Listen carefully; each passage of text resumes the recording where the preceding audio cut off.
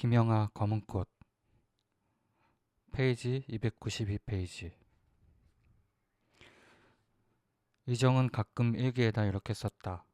국가가 영원히 사라질 수 있을까? 그렇게 된다면 어떻게 될까? 혁명이 시작되고부터 이미 멕시코엔 국가가 없는 것이나 마찬가지다. 모두가 각자의 화폐를 찍고 다른 돈을 쓰는 자는 죽인다. 살육이 살육을 부른다. 힘을 가진 자들은 모두 멕시코시티로 진격한다. 그것이 곧 이 길고 긴 혁명의 시작과 끝이다. 벌써 수십만이 죽었다. 이것은 국가 때문에 벌어진 일인가 아니면 국가가 없기 때문에 벌어진 일인가? 대한제국이 있었지만 우리는 행복하지 않았다. 그리고 지금의 멕시코도 마찬가지다. 어디에서나 피 비린내가 진동한다. 더 센 국가가 일본이 그리고 미국이 약한 나라를 지배하기 위해 전쟁을 일으키고 내전을 지원한다.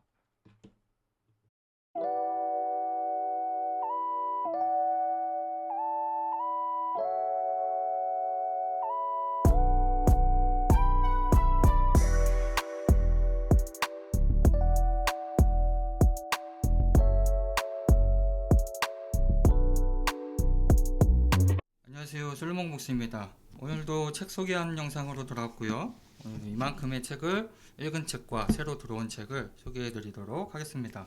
먼저 소개해 드릴 책은 복복서가에서 나온 김영하 작가의 검은꽃이라는 한국문학 작품입니다. 요거는 이제 복복서가에서 그 초판본 헤리티지 에디션이라고 그래가지고 나왔던 건데 지금은 절판이 됐더라고요. 요 표지가 김영하 작가의 검은꽃 처음 나올 때 그때 당시에 나왔던 표지를 이렇게 다시 나온 겁니다. 요거를 벗기면은 이렇게 지금 복복서가에서 나오고 있는 김영하 작가의 작품 시리즈 이렇게 시리즈 책으로 전집으로 이렇게 나와 있고요. 초판본 카바만 이렇게 이런 식으로 추가가 된 겁니다. 그리고 김영하 작가의 작품 요 검은꽃은 문학동네 한국문학 전집에도 또 들어가 있어요. 그래서 두 가지 버전으로 이제 보실 수 있는데 이 무선본으로 이런 식으로 된 책으로 보시려면 복복서가 거로 구매해서 보시면 되고 양장본을 원하신다 그리고 소장을 조금 오래 하시고 싶다 그러시면은 문학동네 한국문학 전집으로 나온 게 그래도 양장본이기 때문에 그게 더 보관하기에는 더 용이할 걸로 보입니다. 요거는 보시면은 헤리티지 에디션 해가지고 요 껍데기를 벗겨 보시면요, 요 안쪽에 이런 식으로 연도표가 이렇게 나와 있고요. 끝에 이제 김영하 작가의 2023년에 요 헤리티지 에디션 나왔을 때 이렇게 메시지가 적혀 있습니다. 여기 뭐라고 써 있냐 하면은 먼 곳으로 떠나 흔적 없이 사라진 이들의 이야기 검은꽃이 어느새 20살이 되었습니다. 그동안 읽고 사랑해 주신 독자 여러분께 깊이 감사드립니다 하고 이런 식으로 친필로 쓰셨는데 김영하 작가님 이 글씨는 못 쓰시는 것 같아요. 네, 글씨는 못 쓰시는 것 같고, 네, 이 작품은 1904년부터 이제 스토리가 시작되는데요. 1905년에 1033명을 태우고 멕시코로 이주를 떠난 그 이주민들에 대한 이야기를 다루고 있습니다. 이 전에 이제 하와이로 떠난 사람들이 있었는데 그 하와이로 떠난 사람들의 이야기는 조정래 작가의 아리랑에서도 등장을 하고요. 거기서도 이제 멕시코로 떠난 사람들에 대한 이야기가 잠깐 언급이 되거든요. 그리고 박경리 작가의 토지에서도 잠깐 언급이 됩니다. 그래서 그 사람들이 이제 4년간의 계약 기간이 끝난 후 일제에 의해서 대한제국이 사라진 그런 시국이었었는데 돌아오지도 못하고 거기에 이제 남겨진 사람들이 멕시코 전역으로 뿔뿔이 흩어져서 살아가는 이야기를 담고 있습니다.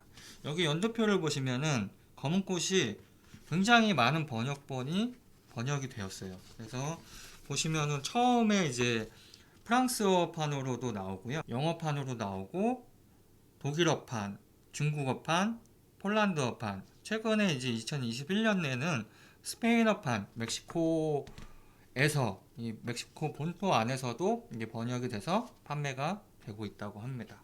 이 작품이 이제 2004년에 독립문학상 수상을 하였다고도 합니다. 작품은 이제 모자이크식 구성으로 해가지고 여러 사람들이 주인공인 방식으로 스토리가 진행이 되고 있습니다. 남녀 간의 사랑 이야기, 그러니까 사대부와 이름 모를 고아와의 그런 사랑 이야기도 담겨 있고요. 무당에 대한 이야기, 우리 동양인으로서 천주교 신부의 몸으로 이 배를 타야 했던 그 사람에 대한 이야기. 초반에는 그 사람에 대한 이야기가 약간 엔도 슈샤크의 침묵을 연상할 만큼 그런 장면들이 많이 나오더라고요.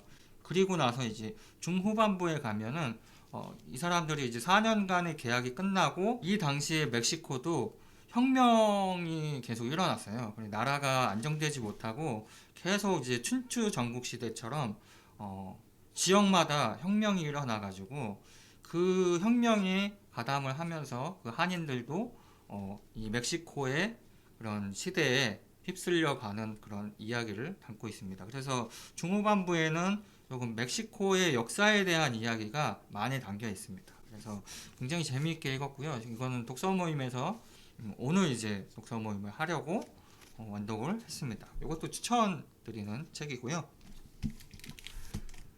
다음으로 읽었던 책은 제18회 김유정 문학상 수상 작품집 해가지고 바오키스의 말, 배수아 작가가 이제 수상을 하셨는데요. 나머지 이제 문지혁 작가, 박지영 작가, 예소연 작가, 이서수 작가, 전춘화 작가님의 수상 후보작들도 이렇게 들어가 있습니다. 바오키스의 말은 제가 이게 재독을 해가지고 두 번째 읽었는데 두 번째 읽어도 잘 모르겠더라고요. 이 작품은 그리스 신화에 나오는 바오키스의 일화를 변형한 작품이라고 볼 수 있어요. 그래서 지나가던 나그네를 정성스럽게 봐주었던 바오키스와의 남편 필레몬이 이 작품에서는 화자인 나와 모형 비행기 수집가로 해서 이렇게 변형돼서 나오고 있습니다. 작품의 분위기가 이 표지 느낌과도 거의 닮아 있는데요. 이 작품 읽을 때는 거의 그 깊숙한 울창한 그 열대 우림의 숲 안에서 이렇게 울창한 나무 그늘 밑에서 책을 읽고 있는 듯한 그런 느낌이 들고 내용은 두 번째 읽었는데도 이해가 잘 안 되더라고요. 근데 그게 이제 배수아 작가님의 매력이라고 할까? 그래서 두 번째 읽었는데도 재미있게 읽었습니다. 그리고 여기에 이제 무엇보다도 궁금했던 요즘에 굉장히 핫한 작가인 예소연 작가의 그 개화 혁명이 후보작으로 들어가 있거든요. 근데 이 작품이 48회 이상문학상 대상을 받은 작품이에요. 그래서 그리고 최근에 그 이동진 평론가님이 극찬하기도 해가지고 요즘에 굉장히 핫한 작품입니다. 그래서 그 개화 혁명이라는 작품도 읽어봤는데요. 이 작품은 80년대 운동권 세대였던 아버지의 죽음으로 이야기가 이제 시작이 되는데요. 딸이었던 이 주인공 화자가 아버지의 상주 노릇을 하면서 약간 이 시대상에서는 약간 허락되지 않는 그런 여자가 상주 노릇을 한다? 이 당시에는 약간은 파격적인 관념이었을 텐데 그러면서 일어나는 해프닝을 다루고 있습니다. 단편 소설인데도 불구하고 굉장히 완성도가 높고 굉장히 재밌게 봤습니다. 이 작품 말고도 나머지 작가님들의 작품들도 다 완성도가 높고요. 김유정 문학상이라는 이 문학상이 저는 개인적으로는 단편 작품들임에도 불구하고 완성도가 높은 작품들을 이렇게 후보작들도 선정을 하는 것 같아요. 앞으로 김유정 문학상 이 수상 작품집이 나오면 항상 보려고 하고 있습니다. 요거는 띠즈인데요. 갑자기 여쭤보는 건데 띠즈가 이렇게 있잖아요. 여러분들은 이 띠즈에 대해서 어떻게 생각하시는지 모르겠어요. 저는 띠즈를 받으면 이렇게 책을 읽을 때 책갈피로 사용을 하고요. 책 읽고 나서는 이렇게 보관합니다. 이거를 껴놓고 책장에 끼게 되면은 다른 책을 빼고 넣을 때 이게 걸려가지고 이게 찢기더라고요. 그래서 오히려 보기에 안 좋아지니까 이렇게 사이에다가 이렇게 껴놓고요. 버리지는 않습니다. 그래도 이 띠지가 이 책의 일부라고 생각해가지고 버리지는 않는데, 여러분들은 이 띠지를 받아가지고 바로 버리시는지, 아니면 저처럼 사용하시는지, 아니면 이렇게 그냥 그대로 그 상태로 이렇게 책을 보시는지 좀 궁금합니다. 그래서 이 김희정 문학상 추천을 하고요. 그 다음에는 요거 이제 해피북스 투유 출판사에서 이벤트로 당첨이 돼가지고요. 요 신간 나온 책을 선물로 보내주셨습니다. 요 키링 퐁이의 캐릭터가 담긴 요 키링을 보내주셨고요. 이 책을 한번 뜯어보도록 하겠습니다. 그림책 같긴 한데요. 책도 그 일본 책처럼 우리나라하고는 반대로 여는 책으로 이렇게 안에 뭐가 나오는데요. 카드가 홀로그램으로 된 건데요. 나 올해의 행운 왕이 될 거야. 행운 부적 이렇게 해가지고 홀로그램으로 이쁜 카드 부적이 들어있습니다. 폰 키링도 한번 떼서 보여드릴게요. 폰 키링 이런 식으로 아크릴로 된 키링을 보내주셨습니다. 후루이안 일본 작가님이시고요. 퐁이의 하루, 몽글몽글, 퐁실퐁실이라는 부제를 갖고 있는 책입니다. 이런 식으로 일본 서적처럼 반대로 이렇게 넘기는 형식으로 되어 있고요. 모두 그림과 글로 되어 있는 책입니다. 일본 SNS에서 선풍적인 인기를 끌면서 13만 팔로워를 가지고 있는 이 작가가 아니라 이 퐁이가 이제 첫 번째 이렇게 이야기로 한국 번역본으로 나온 책이라고 합니다. 힐링 그림책인 것 같아요. 그래서 재밌게 한번 읽어보도록 하겠습니다. 다음 책은요, 난다 출판사에서 나온 시의 적절 17번째, 그리고 2025년 5월달 책입니다. 박세미 작가의 11시 14분이라는 책이고요. 이런 식으로 안쪽에는 항상 똑같이 이런 식으로 되어 있고, 그리고 안쪽에 이렇게 친필 사인이 된 걸로 구매를 했습니다. 이 박세미 작가님은 2014년에 신춘문예에 당선이 돼서 이렇게 등단을 하신 분이시고요. 시집이 이제 내가 날 확률, 오늘 사회 발코니, 그리고 산문집 식물 스케일이라는 작품을 쓰신 작가님이시라고 합니다. 건축 전문 출판사인 도미노 프레스를 운영하시기도 하신다고 합니다. 그리고 이거 제가 그 난다 출판 그 인스타를 봤을 때 요 시의적절 최초로 3도 인쇄를 했다고 그러거든요. 기존에 요 시의적절 시리즈가 15,000원이었었는데 책값이 오른다고 그랬잖아요. 그래서 2,000원이 올라가지고 이제 17,000원으로 올랐는데 요번에 요 시의적절 요거는 또 안쪽에 그림이 칼라이기도 하고요. 그 다음에 또 두껍기도 합니다.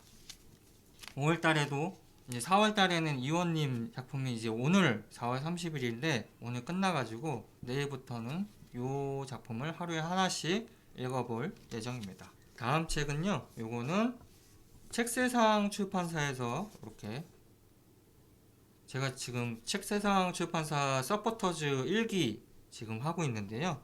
거기에서 이제 4월달에 읽을 도서를 보내주셨습니다. 메리셀리의 프랑켄슈타인이고요. 요번에 새로 번역돼 가지고 나온 겁니다. 그래서 이거 나온 지가 며칠이 안 됐어요. 일주일인가 밖에 안 돼 가지고 따끈따끈한 책세상 세계문학 시리즈입니다. 책세상에서 나온 세계문학 시리즈는 이렇게 이니셜로 해가지고 작품의 첫 영문 이니셜로 이렇게 나오고 있습니다. 프랑켄슈타인은 제가 고전 문학 중에서도 많은 사람들한테도 추천드리고 저도 개인적으로 재미있게 본 작품이고요. 저도 이거 한 2번인가 봐가지고 요번에 요거 받았을 때 요 새로운 번역으로 또 보게 돼가지고 굉장히 지금 들떠있는 상태입니다. 요 번역은 이제 정회성 님이 번역을 해주셔가지고 번역은 되게 좋을 것 같습니다. 아마 책세상에서 지금 출판되고 있는 책 중에 이 영문 책들은 요 정혜성님이 거의 다 번역을 하시고 계신 것 같아요. 그래서 요거 4월 달에는 이 작품 읽어봐야 되는데 저는 처음에 이거 볼 때 이 프랑켄슈타인이 이 괴물 있잖아요. 그건 줄 알았어요. 근데 이게 아니더라고요. 그 괴물은 그냥 단지 괴물이었었고 요거는 이제 프랑켄슈타인 박사의 이름이었더라고요. 그리고 제가 그 영화에서 그 봐오던 그 제 머릿속에 있던 그 프랑켄슈타인이 이 작품 처음 보면서 그거와는 되게 상반된 이미지로 봐가지고 그것도 굉장히 신선하게 받아들였던 이 작품입니다. 요거는 안 보신 분 있으면은 꼭 한번 읽어보시라고 추천을 드리겠습니다. 다음 소개해드릴 책은 문학동네에서 요번에 이제 신간으로 나온 책이고요. 마르그리트 듀라스의 동네 공원이라는 책입니다. 제가 개인적으로 가장 좋아하고 있는 그 프랑스 여성 작가이기도 하고요. 마르그리트 듀라스의 작품을 굉장히 많이 읽었어요. 그래서 나오는 대로 역적 읽고 있는데 작품들도 굉장히 많아가지고 아직도 안 읽은 작품들이 더 많기도 합니다. 이 작품은 1955년도에 발표된 이 마르그리트 듀라스의 초기작 작품으로 수차례 연극 무대에 올려졌다고 하고요. 가정부로 일하는 20살의 여성과 행상을 하며 떠도는 중년의 남성이 공원 벤치에서 우연히 만나 나눈 대화로 이루어진 소설이라고 합니다. 일상과 행복, 삶과 직업, 앞날에 대한 불안과 기대, 현재의 결핍과 욕구 등 서로가 서로에게 건네는 고독한 말 속에서 미약하지만 근원적인 유대가 딱 튼다라고 되어 있고요. 연극으로도 나왔다고 하니까 이게 재밌을 것 같아요. 그리고 이렇게 시곡 같은 이런 방식의 스토리로 되어 있어가지고 재밌을 것 같고, 이 마르그리트 듀라스는 작품이 초기 작품, 중기 작품, 말기 작품이 있는데 조금씩 다르거든요. 그 다른 맛들이 어떤 사람들은 뭐 전기는 좋았는데 후기작에 가면 조금 안 좋고 하는데, 이 마르그리트 듀라스는 개인적으로 전기, 중기, 후기 모든 작품들이 저는 개인적으로 좋아하고 있습니다. 그래서 이것도 재미있게 볼 수 있을 것 같아요. 요거는 요즘에 그 문학동네 북클럽 모집 중이니까 거기에서 선택도서로 구매를 하셔도 될 것 같아요. 이제 마지막으로 소개해드릴 작품입니다. 요거는 문학과 지성사에서 나온 한강 작가의 신작이고요. 신작 산문서원입니다. 빛과 실이라는 책입니다. 이런 식으로 되어 있는 깔끔하게 짧은 작품이고요. 짧은 산문집입니다. 작년에 이제 노벨상 받은 이후로 나온 첫 신간인데요. 첫 신간이 저는 소설로 나올 줄 알았는데 이렇게 산문으로 먼저 나오게 됐네요. 그리고 요거는 문학과 지성사의 에크리 시리즈라고 합니다. 계속 이 한강 작가의 이 작품을 필두로 해가지고 앞으로 나올 이렇게 계획이 되어 있는 에크리 시리즈, 산문집 시리즈라고 합니다. 여기에 이렇게 한강 작가의 이런 것도 있고요. 이런 식으로 되어 있습니다. 산문도 들어있고 시도 들어있는 것 같아요. 그래서 이거 지금 나오자마자 지금 제가 예약 구매로 해가지고 주문을 했는데 이게 보니까 나오자마자 6쇄더라고요. 나오자마자 6쇄. 1쇄를 받으신 분들이 있을지 모르겠는데 그만큼 이 한강 작가의 신작을 기다렸다는 사람들이 많은 걸로 보입니다. 이것도 재미있게 볼게요. 그러면은 오늘 소개해드린 작품은 이 정도 소개를 해드렸습니다. 이거는 이렇게 소개를 해드렸고요. 저는 다음 시간에 또 뵙도록 하겠습니다. 안녕.